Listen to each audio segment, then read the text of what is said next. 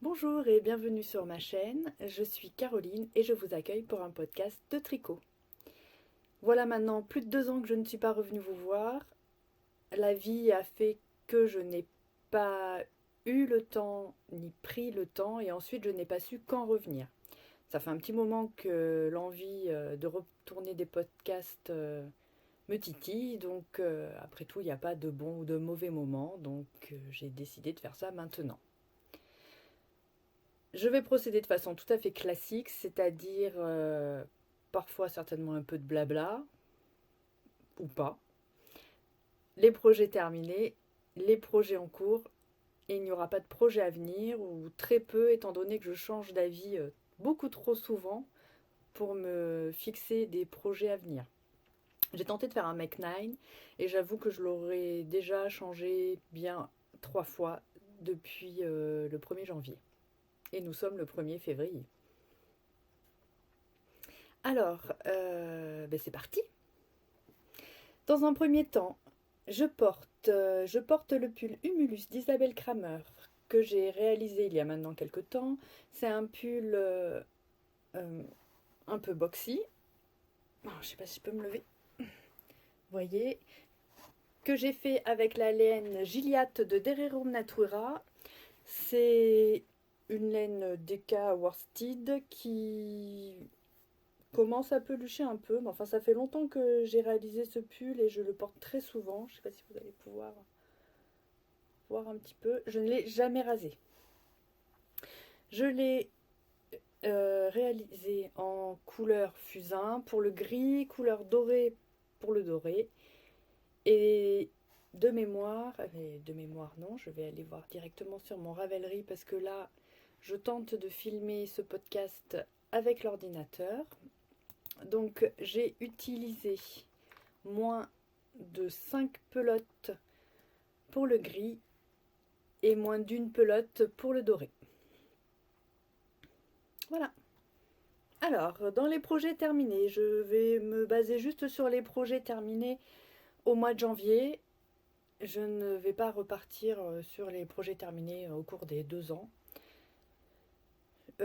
Certains projets, j'ai réalisé 2 paires de chaussettes que je ne pourrai pas vous montrer, qui sont des tests pour flocons de laine. Donc ces chaussettes, je vous les montrerai quand elles sortiront. Par contre, j'ai réalisé un gilet, le gilet Symbiose de Marie-Christine Lévesque.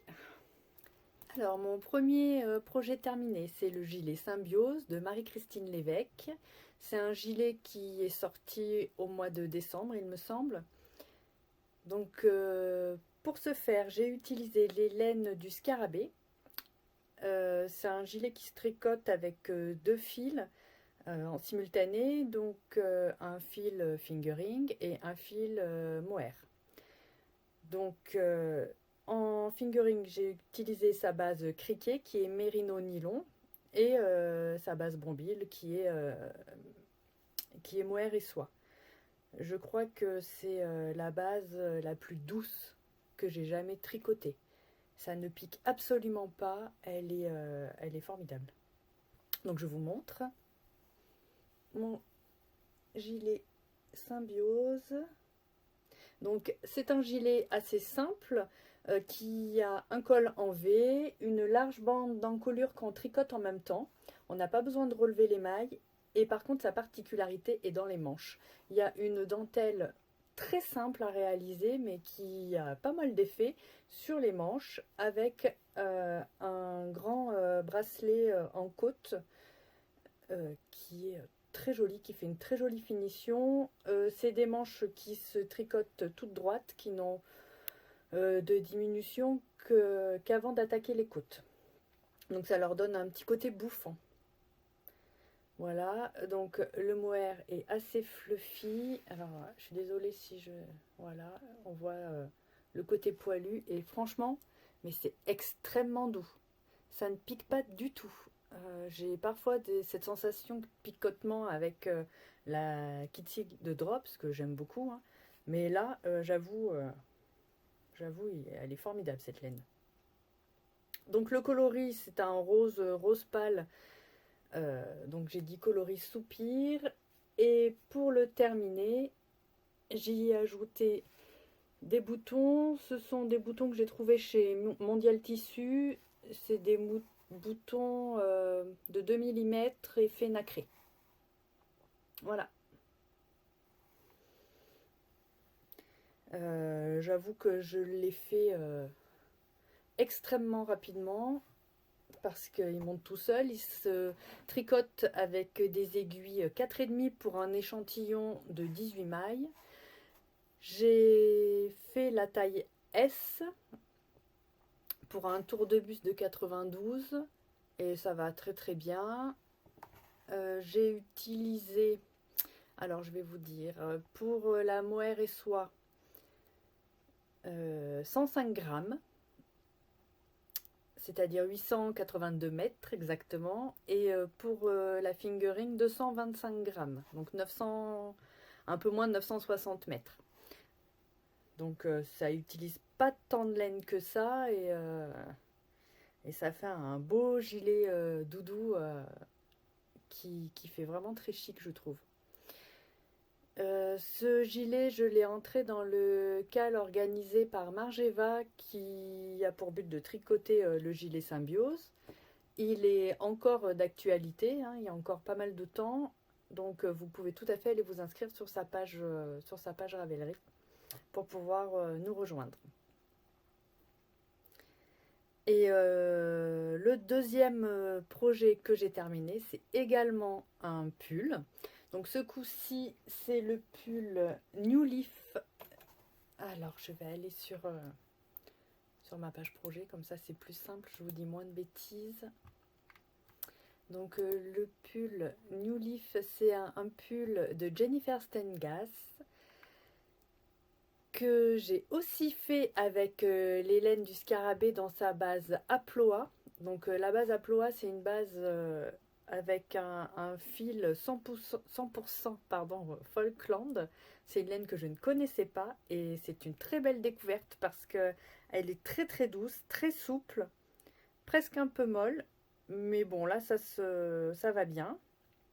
J'ai pris la couleur Alluvion, qui est un beige légèrement... comment dire, qui n'est pas complètement uni. Et pour le jacquard, car ce pull a un grand yoke, un grand empiècement en jacquard, j'ai pris de la laine Maison Corlaine BFL Gotland en couleur, alors désolé pour la prononciation, Audan, qui est un beau bordeaux.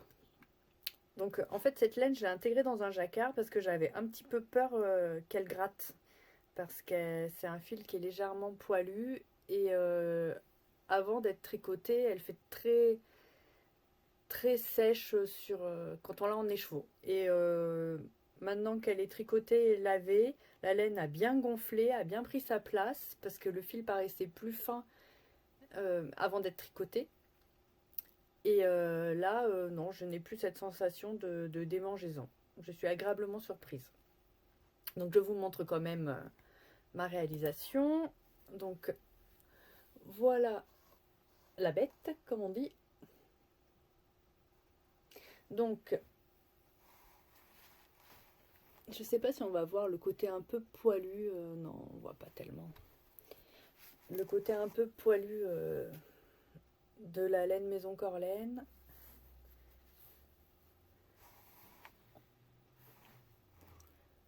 Non, on voit rien. Donc, ce beige grisé, c'est les laines du scarabée et le bordeaux, donc Maison Corlaine.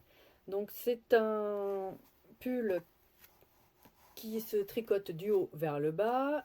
Donc, il a la particularité qu'on monte directement Pardon. On monte directement l'encolure, il n'a pas de côte.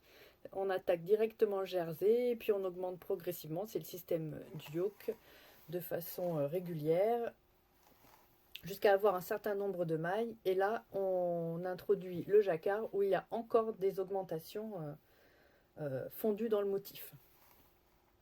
Donc il est assez simple. C'est un jacquard donc à 2 couleurs. Il faut de temps en temps faire suivre son fil. Voici l'intérieur de mon jacquard. Je suis assez contente. Je laisse toujours un petit fil là pour savoir le devant du derrière. Bon, mais celui-ci on le repère bien quand même. Mais il y a des pulls où il y a moins de facilité à se retrouver. Alors, on fait quelques rangs raccourcis. Alors, je sais plus si on en fait avant d'attaquer le yoke, mais on en fait quelques-uns avant de séparer le corps et les manches, de façon à remonter un peu le dos et d'avoir un pull qui se place bien. C'est un pull qui a également du jacquard sur les manches. Les manches donc se tricotent toutes. Je sais plus s'il y a des diminutions dans les manches. Non, je crois qu'elles se tricotent toutes droites, mais il y a des diminutions avant d'arriver. On les voit là. Avant d'arriver au jacquard de la manche. Ensuite, on fait notre jacquard. Et normalement, on fait quelques rangs de jersey qui roulotent. Moi, j'ai choisi de faire quelques côtes en me disant que peut-être ça resserrerait un petit peu plus mon tricot. Ceci dit, j'ai gardé le même nombre de rangs préconisés dans le patron. Et bon, ça va, hein, ça gêne pas. C'est quand même... ça tombe pas trop. Mon souci, en fait, le souci que j'ai, moi, avec ce pull, c'est que les manches sont trop longues. Alors, je le savais, hein, ça se voit quand on voit l'image du patron, que les manches sont prévues pour être longues. Ceci dit, comme je ne suis pas bien grande, j'aurais dû anticiper et retirer peut-être 5 cm avant de faire le jacquard. Oui, je pense. Ça aurait été mieux. Malgré tout, j'en suis bien contente. Il est super agréable à porter. Il est idéal pour la saison. Il est super chouette et j'adore. En quantité de laine pour une taille, qu'est-ce que j'ai fait? Pour une taille, j'ai pas noté, une taille M, je pense. Oui, une taille M, j'ai utilisé 45 grammes de ma pelote de maison de Corlaine et 272 grammes pour mes laines au pleuha qui sont du 400 mètres au 100 grammes. Voilà. Donc j'avais peur de ne pas avoir assez de laine en me fiant aux quantités qui sont données dans le patron et en fait il m'en reste largement assez.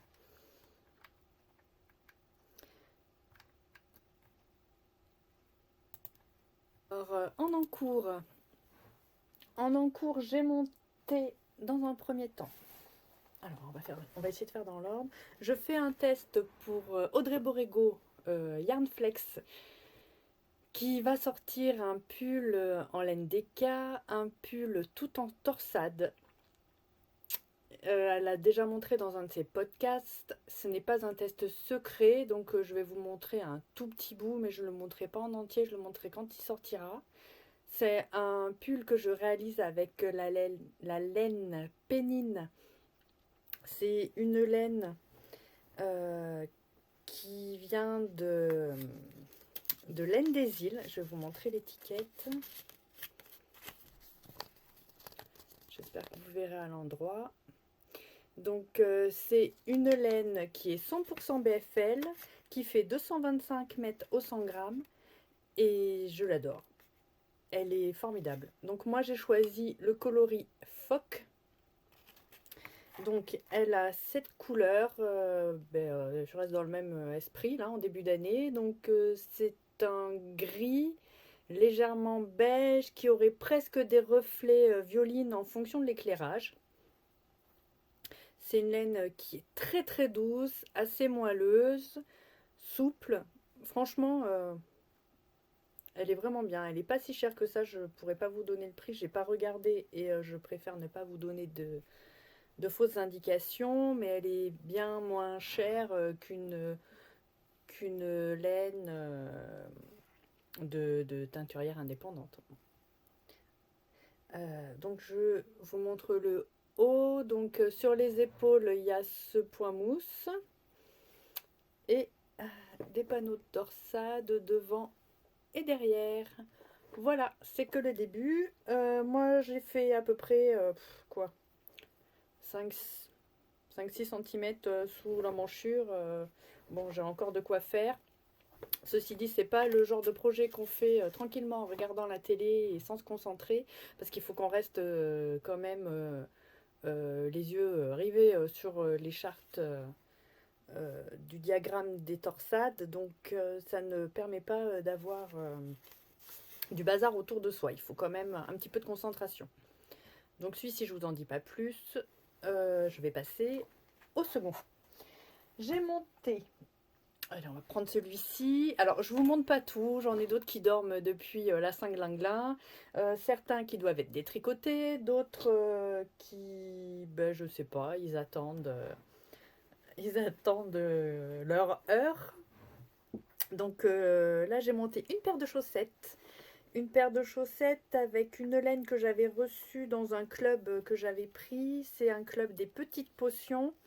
Le nom, c'est Parade nuptiale. Alors, j'essaie de défaire l'étiquette qui est toute... Donc, les petites potions. C'est le club de juillet. Parade nuptiale. En fait, elle s'inspirait de plumage d'oiseaux. C'est 75% superwash mérino et 25 nylon. 425 mètres au 100 grammes. Et c'est une laine multicolore, super variée, pleine de peps. Donc pour cette laine, j'avais en tête donc de faire des chaussettes, mais je ne savais pas quel modèle choisir. Le problème de ces laines très chamarrées, c'est que on ne peut pas prendre n'importe quel patron sous peine de gâcher soit le motif du patron, soit la laine. Alors du coup, j'ai été dans ma bibliothèque Ravelry. J'ai gratté un peu parmi tous les patrons que j'avais. Je voulais quand même un patron où il y avait un petit twist, mais pas trop de dentelle, pas plein de torsades, pas plein de choses, parce que bah, justement, comme je viens de le dire, avec cette laine, j'avais peur que ça n'aille pas. Donc, j'ai choisi le modèle Ozera, qui sont des chaussettes réalisées par Mélina Ami in a Panda's World. Alors, je vais vous montrer. Donc, en fait, ce sont des chaussettes qui commencent par la pointe. Elles sont toutes en jersey jusque là. En haut, il y a un système de côte. Et juste sur le talon et à l'arrière, il y a cette petite torsade. Donc, j'espère qu'avec cette laine, ben, ça va matcher. Donc, pour l'instant, j'ai juste monté ma pointe. Voilà où j'en suis. Voilà le rendu de la laine. Ça fait un peu un effet rayé, mais c'est pas non plus net comme avec une laine autorayante. Hein. C'est assez, vous voyez, assez mélangé, très chamarré. Et oui, moi je tricote avec les Adi Crazy Trio. J'aime beaucoup. Je trouve que c'est le bon mix entre tricoter en Magic Loop, mais je déteste ça, passer le fil et tout. Donc on a un peu le même principe de souplesse et les 4 écuits. On en a que 3, une en moins, c'est toujours 7 prix. Et pour m'aider, je me sers de Contran. Là, c'est un Contran qui vient du repère des Tricopines. Celui-ci est peut-être un peu gros pour aller dessus. Je vous le montre, il est super joli. Donc, c'est avec des petites abeilles. Voilà. Donc, ben, à voir hein, ce que ça donnera. Ça sera surprise, surprise. Mais j'espère que ça va fonctionner. Des chaussettes, vous allez en voir très souvent parce que je suis tombée en amour des chaussettes. J'aime les porter, j'aime les tricoter. Même si je m'en fais kidnapper pas mal, c'est un truc auquel je prends beaucoup de plaisir. Un deuxième en cours, alors lui qui traîne, il fait partie de ces encours là qu'on a et qui traîne, mais il faut que je le termine. C'est le Slipstravaganza de Stephen West. Stephen West, désolée. Donc, je le fais avec les laines principalement d'Arco Iris Yarn. Voilà, les laines d'Arco Iris Yarn. Dans sa base, Yakari qui est Merino Superwash Soie et Yak. donc une tuerie. Et avec, j'utilise une de Squirrel's Yards, même base, même proportion. Elle s'appelle Cedre Fing chez elle. Donc les couleurs, j'ai pas noté. Je sais que ma couleur principale c'est celle-ci. C'est sa couleur Alucard qui a un joli bordeaux que vous voyez plus jaune qu'elle n'est. Je sais pas comment vous montrer. Est-ce que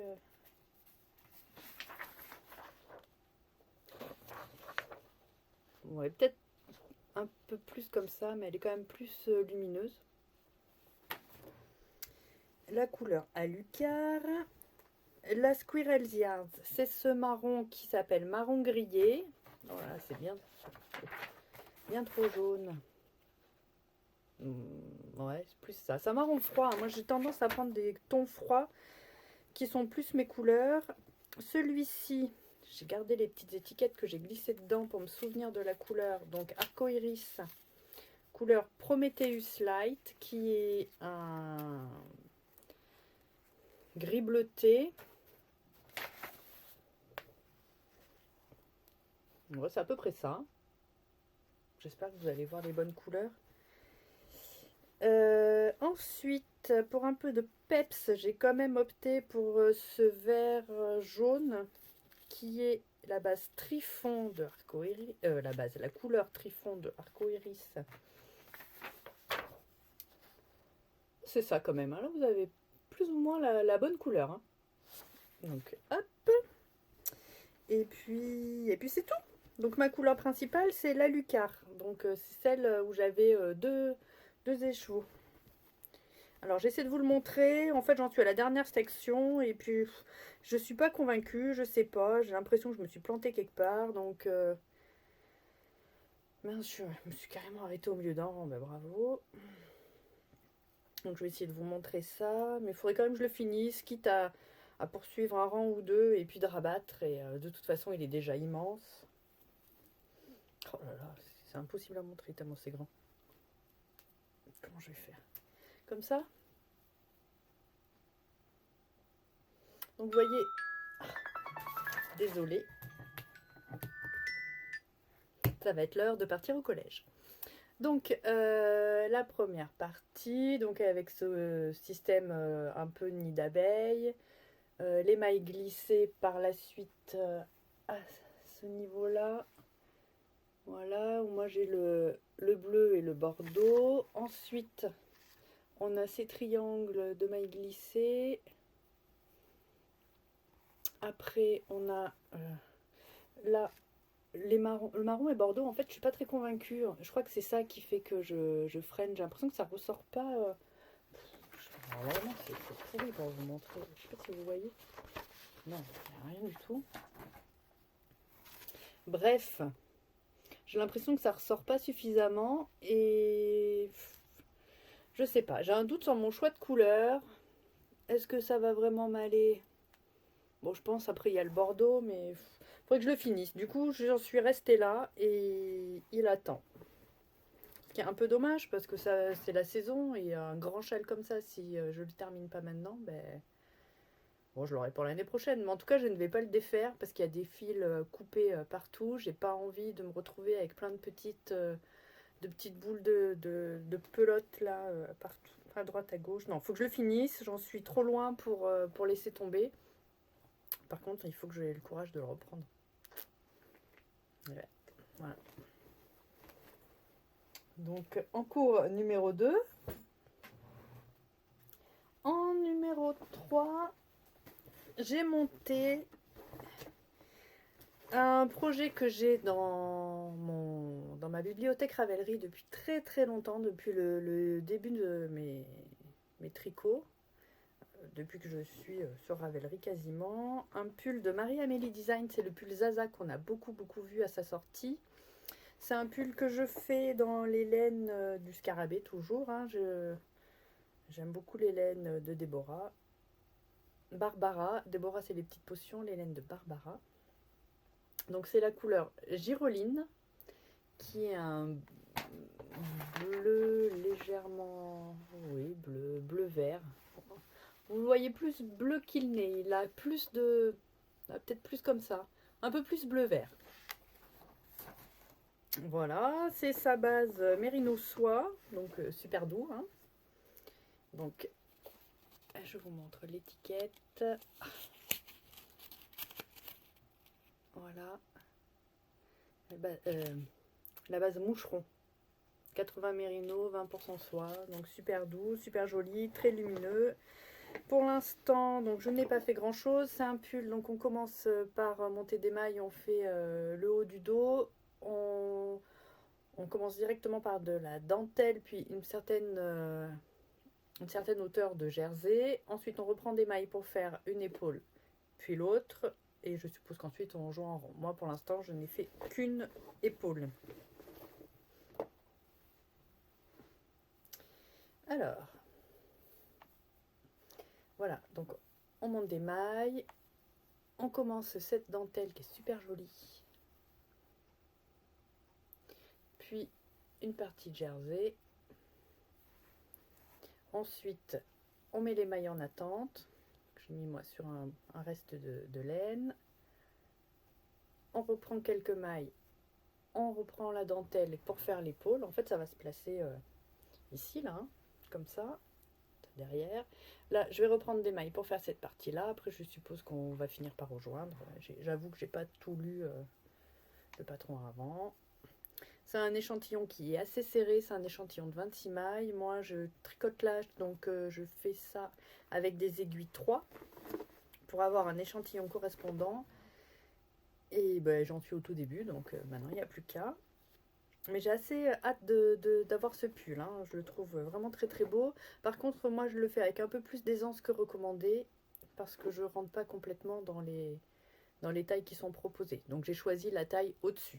Ça fera un peu plus ample, mais je pense que ça peut faire très joli avec ce genre de modèle.